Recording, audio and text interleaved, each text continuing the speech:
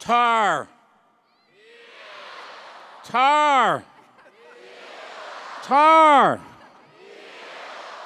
Forgive me, but I just wanted to start this morning by shouting something. But I knew what would happen if I said, rah, rah, Carolina Lina, rah, rah, Carolina Lina, rah, rah, Carolina Lina.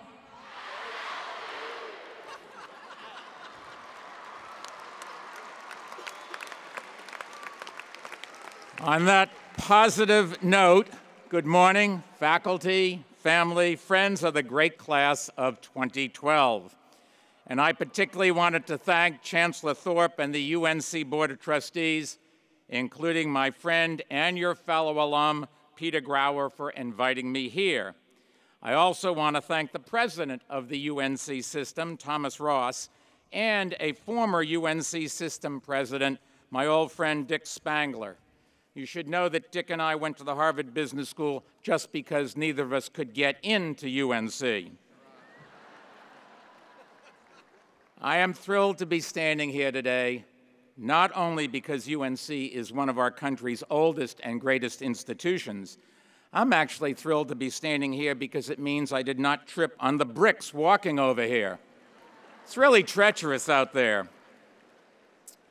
But I know this is only one of the many challenges you have overcome on the way to your diplomas today. You have battled your way through trying to find a parking place on campus. You've battled your way through trying to register for classes on Connect Carolina. You have battled through living in Hilton James and having to walk in the rain to an AM class at Graham Memorial. And you've battled your way through many games of zombies and humans. Now, I have to admit, I'd never heard of that game, but it does sound like good preparation for anyone who'll be moving to Washington, D.C. You've survived it all, and here you are. However, while this is a very special day for you graduates, before imparting some of my invaluable, indispensable words of wisdom, I would like to say something about another important group here today. They are sitting on the sides here, beaming proudly, and not even thinking about what it costs to get to this day, or what happens if you can't get a job and have to move back home. I am talking about your parents and relatives, so why don't you give them a big hand?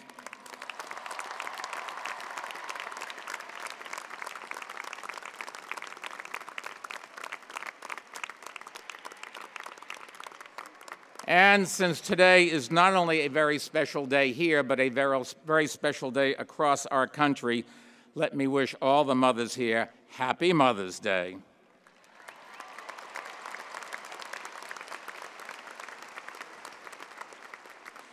Being asked to speak at UNC is really a dream come true for me, and I want this commencement speech to be different from any speech that has ever been given. And in light of recent events here at Chapel Hill, there was only one way to do that. So I plan to slow jam the commencement address.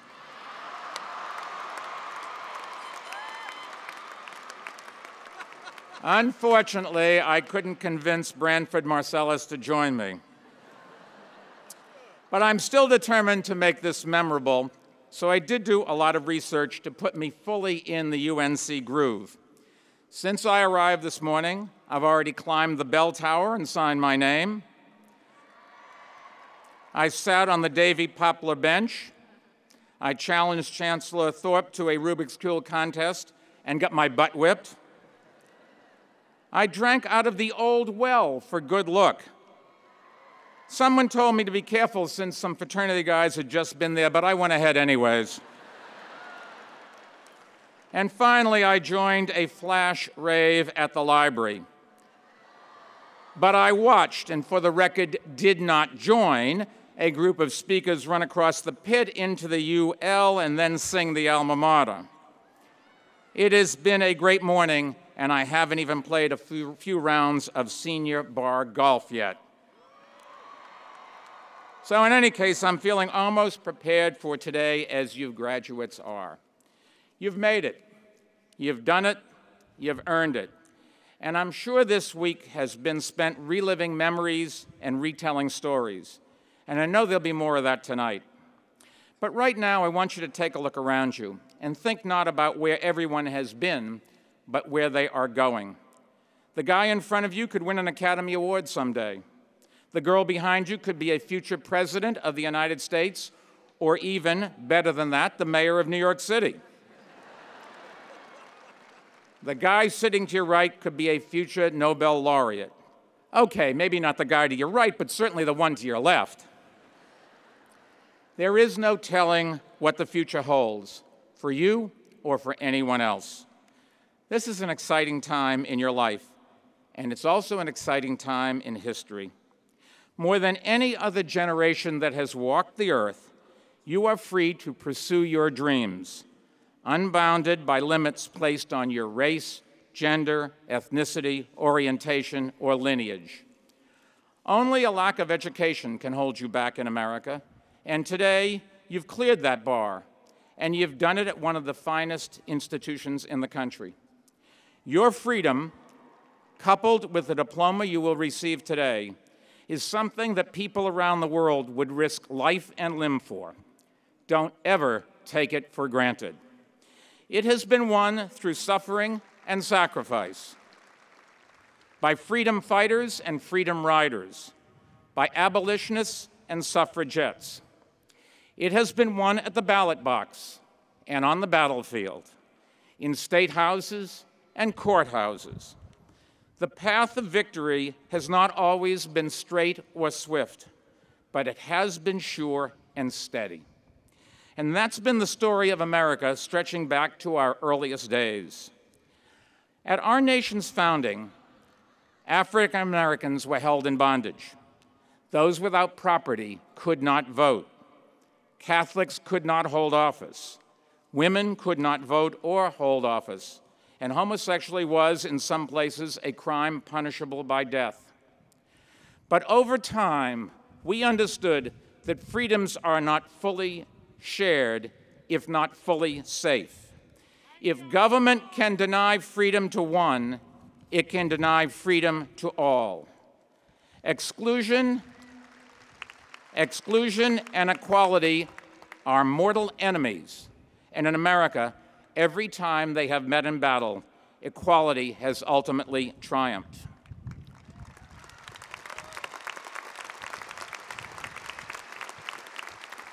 Throughout our history, each and every generation has expanded upon the freedoms won by their parents and grandparents. Each and every generation has removed some barrier to full participation in the American dream. The work is not over, far from it. And I would argue last week's referendum banning same-sex marriage shows just how much more work needs to be done to ensure freedom and equality for all people.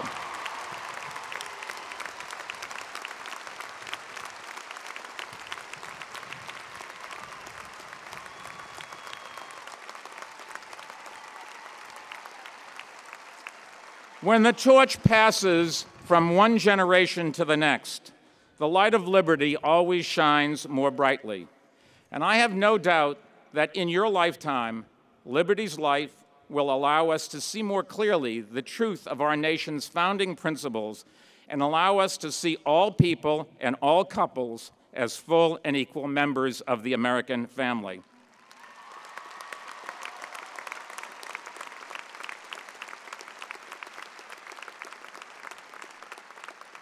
The progress that freedom's journey is making is only half of what makes this moment in history so exciting. The other half is symbolized by something that you're probably holding in your hand or your pocket right now, your phone. The smartphone is arguably the greatest invention the world has ever seen, and the reason is simple. It democratizes technology. Whether you're building an app or writing a review on Yelp or checking in on Foursquare, you are making the computer and everyone who uses it smarter. Since the dawn of time, we have been sharing knowledge with each other, but today, knowledge is being shared globally and as quickly as it is being discovered individually. That revolution in computer-based communications, which started in government laboratories and in Steve Jobs' garage and in the little office that I rented 30 years ago is now being led by the masses. Whether you like it or not, the computer nerds have won. We're all computer nerds now.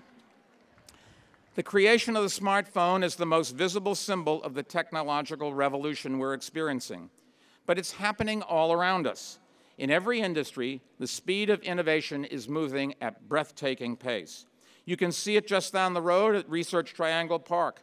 You can see it in Silicon Valley, in Boston, Mass., and in Austin, Texas. All of those places are home to great universities where pioneering work is being done and good jobs are being created. In New York City, we've joined forces with Cornell University, NYU and Carnegie Mellon, as well as the Technion Institute of Technology in Israel and universities in Canada, the UK, and India to develop new world-class applied science and engineering campuses. We know the future of the global economy is tied to the discoveries that are made by university-educated researchers and innovators. And if those discoveries happen in New York City, we know the companies the spin-off from them will start in New York City. Now, I have no doubt that many of you here today will be a part of these discoveries. Your work will reshape our understanding of the world, everything from the origins of the universe to a cure for cancer. For the non-scientists here, you too will have an important job to play. You business and finance majors, you may be providing the capital for the discoveries to be brought to market. Education and journalism majors, you may be writing or teaching about those discoveries. Nursing and pre-med students, you may be talking to patients about them. And you future lawyers, yes, lawyers always have to be involved in everything we do. You will be needed to protect patents and, of course, fight off other lawyers. The technology revolution that is reshaping our understanding of the world and the freedom that you join to pursue your dreams are complementary, which is why I've mentioned both of them. They reinforce each other. The more we learn, the freer we will be, and the freer we are, the more we will learn. Lux libertas, light and liberty. That is the motto of your university, and that, I believe, will be the defining spirit of the 21st century. The more light we shed on the nature of the world, the more we advance knowledge in science and technology, the more liberty we will spread. In fact, I would argue that the technological revolution that is now underway will not only be our most powerful weapon in the fight against poverty and disease, it will be our most powerful weapon in the fight against repression and intolerance. Because where there is light, liberty grows, and where there is liberty, light flows.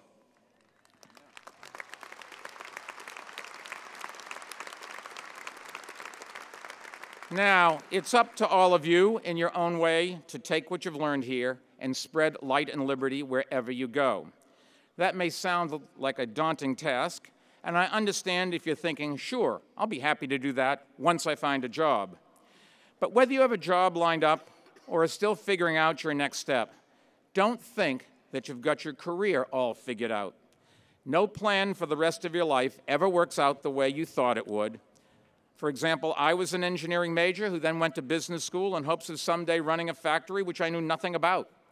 I got the MBA, and then I took an entry-level job in the financial services industry, which I knew nothing about. 15 years later, I got fired, and I started a company in another industry I knew nothing about, information technology. 20 years after that, I ran for mayor even though I knew nothing about politics. Some people say I still don't. You don't need a grand plan. Whatever plan you do have is probably going to change 100 times before you're 30 years old. And you don't need to be an expert in something to try it. So what then do you need to do? Okay, I'm going to tell you. But really, all I'm going to do is remind you of the few things you've already learned here just by watching Carolina basketball. First, make career decisions the same way you fill out your tournament brackets. Follow your heart and go with your gut. Do what you love, find a ways to get paid for it, and if you ever have the luxury of multiple job offers, don't make the decision based on salary alone. I know when I was starting out, I turned down a job with a higher salary because I had a good feeling about the people at another firm, and it was one of the best decisions I ever made. Your gut won't always be right. For example, who knew NC State would make the Sweet 16? but you'll sleep better at night if you go with your gut. Second, out-hustle the competition. When I started my first job out of college, I made sure I was the first one into the office every morning and the last one to leave. Not only did it save me the price of the Wall Street Journal, because I just grabbed the office copy, it allowed me to get to know the firm's partners. Woody Allen once said that 80% of success is showing up. I actually think he got it half right. 80% of success is showing up early and staying late. Third, you occasionally have to throw some elbows. It's true, it's rough out there, no matter what profession you're in. Of course, in most professions, you don't break your wrist driving to the basket, thankfully. But the world is competitive. I've been in the business world and I've been in government. And people ask me all the time, what's the difference? And I always tell them, the business world is dog eat dog. And government, it's exactly the reverse. Don't be afraid to assert yourself. Have confidence in your abilities. And don't let the bastards get you down. Fourth, teamwork is everything. I could never have built my company without the 3 brilliant guys I started it with. And whatever success I've achieved as mayor results from surrounding myself with the most talented people that I could find. The innovations that are coming out of the Research Triangle Park in Silicon Valley and New York City are all built on teamwork. The person who works the hardest and works with others the best, who says we and us and doesn't use the words I and me, is the person who will win. Fifth, don't be afraid to shoot the long ball. Take the risk. Life is too short to spend your time avoiding failure. If I had worried about failure or listened to those who do, I would never have started my company and never run for mayor. And I can't imagine my life if I hadn't taken those risks. Now, not every risk will work out, but that's okay. Failure is the world's best teacher. Sixth, never stop studying what the competition is doing and never stop learning. Education is a lifetime journey. When you leave these walls, keep asking questions, keep acquiring knowledge, keep seeking truth. Don't let party labels blind you. No party in government has a monopoly on truth or God on its side. And I should know, I was a Democrat before I was a Republican, before I became an independent. And I never changed my principles. And I have enormous respect for your former president and my friend Erskine Bowles, because he has always put pragmatism ahead of partisanship, and I hope all of you will do exactly that. He does deserve a round of applause.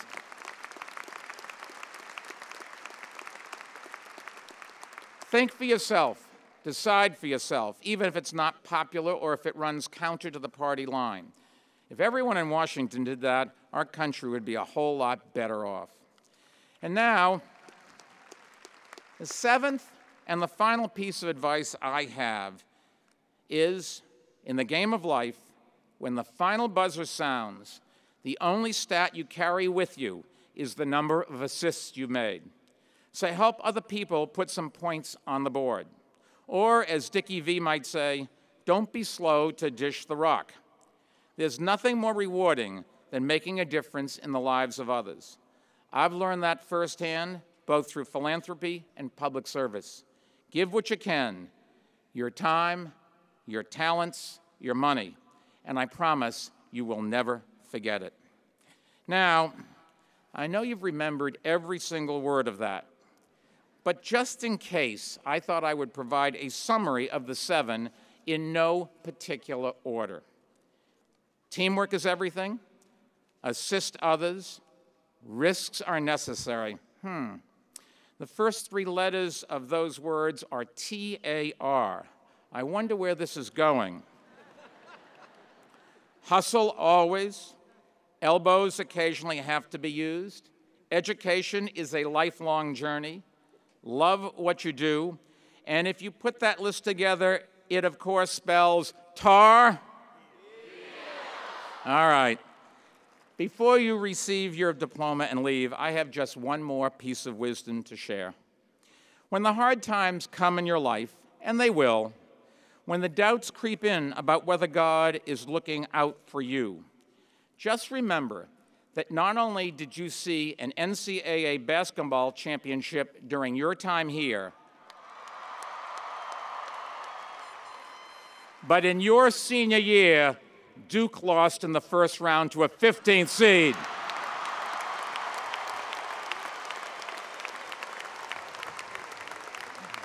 So you know, there's a God up there in that Carolina blue sky. Congratulations and good luck.